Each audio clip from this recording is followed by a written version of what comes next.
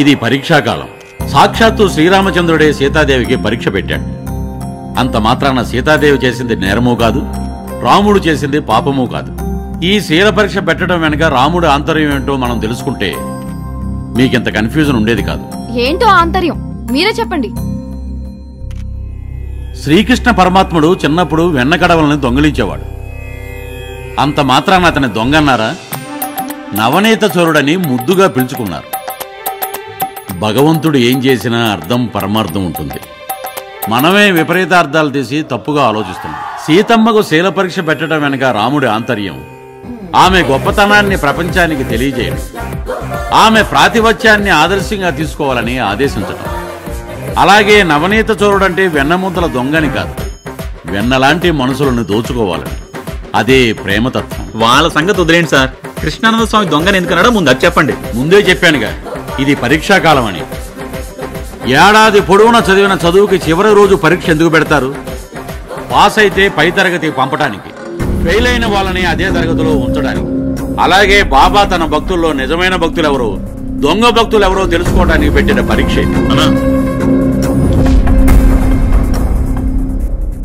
ఆ దొంగ భక్తులను ఏరివేయటానికి బాబా పెట్టిన పరీక్ష ఇది. నాకు తెలుసు, నా భగవంతుడు నన్ను మోసం చేయడు.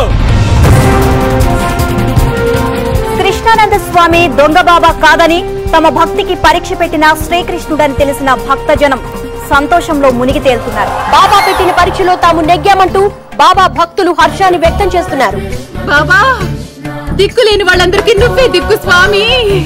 నా పసుపు కుంకల్ని కాపాడిన దేవుడు వయ్యా నువ్వు. Thank you sir. నీ promotion letter. Thank you very much sir. Thank you brothers. Thank you sir. నువ్వు టాలెంటెడ్ అని నాకు తెలుసురా. దేవుడు భక్తులకు పరీక్ష పెట్టినట్టు నీకు పెట్టాడు. హర్ట్ చేసి ఉంటే sorry. Congratulations my boy. Krishnananda Maharaj కి జై. ఇదేదో డ్రామాలా ఉంది సార్. వాడేమో దొంగనంటాడు, వీడేమో కాదంటాడు.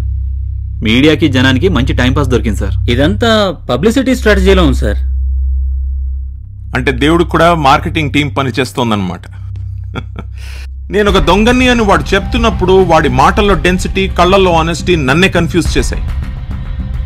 నిజానికి అబద్ధానికి మధ్య తేడా పట్టుకోలేనంత గొప్ప నటుడు వాడు.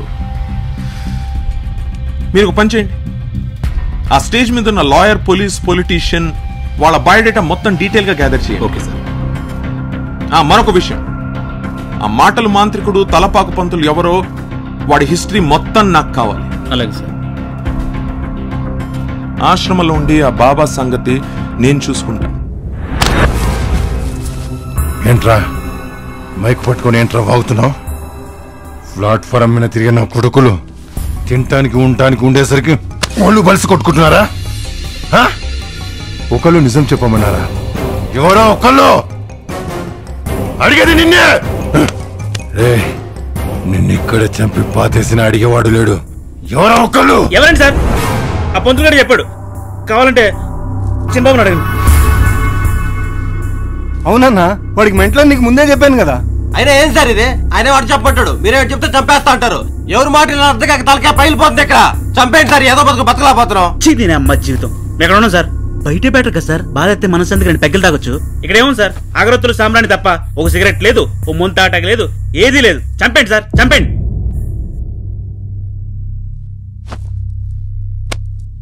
ఈ రోజు నుంచి అవన్నీ నీ బెడ్రూమ్ లో ఉంటాయి.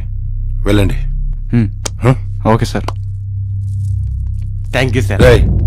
ఈ రోజు నుంచి ఆ పంతులు ఏం చెప్పినా పడుచుకోవద్దు. అలాగే సార్. అలాగే సార్. అన్నా, ఆ పిచ్చోడు చేసే తింగర్ పనులైనా మన ఆశ్రమం చాలా ఫేమస్ అయిపోయింది.